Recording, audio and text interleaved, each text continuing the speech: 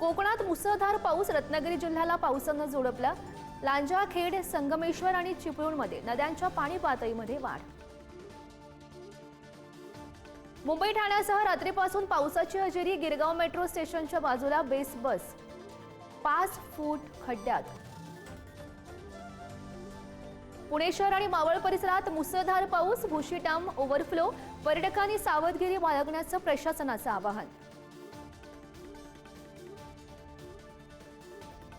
पुण्यातील इंद्रायणी नदीवरील कुंडमळा पूल कोसळून 4 जणांचा मृत्यू, 51 जणांना वाचवण्यात यश।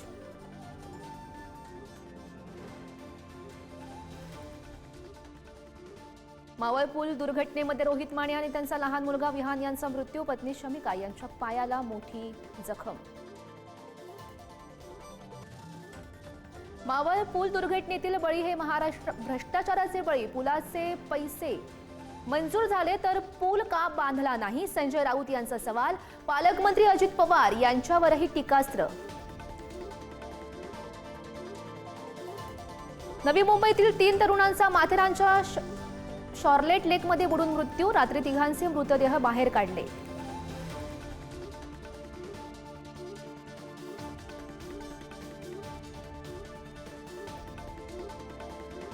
मालवणच्या राजकोट किल्ल्यावरील शिवरायांच्या पुतळ्याच्या चबुतराच्या बाजूला भगदाड, तर भगदाडाचा पुतळ्यावर कोणताही परिणाम नाही, सार्वजनिक बांधकाम विभागाचं स्पष्टीकरण। नागपूरमधील द्वारका वॉटर पार्कमध्ये बाउन्सर आणि सुरक्षा रक्षकांकडून कामठीतील कुटुंबाला मारहाण, तब्बल 1.5 तास एका खोलीत डांबलं। हल्ल्यात बेशुद्ध 2 महिलांवर उपचार सुरू।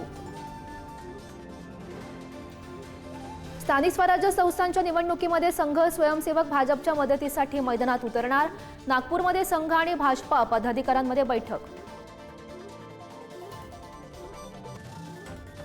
राज ठाकरेंनी मुख्यमंत्र्यांची भेट घेतली। भेटीबाबत आशिष शेलार यांचं मोठं वक्तव्य, गैरसमज न पसरवण्याचा सल्ला, तर चहापेक्षा किटली गरम, मनसेचा शेलार यांना टोला।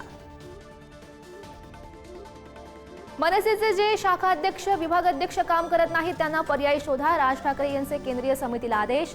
30 जूनपर्यंत पर्यायांसह अहवाल सादर होणार। राज्यभरातील शाळा आजपासून सुरू, नवदप्तर, पुस्तक, नव्या गणवेशासह शाळेत जाण्यासाठी विद्यार्थ्यांची लगबग। मंत्री नेत्यांकडून होणार मुलांचं स्वागत। विदर्भातील शाळा मात्र 10 दिवसांनी उघडणार।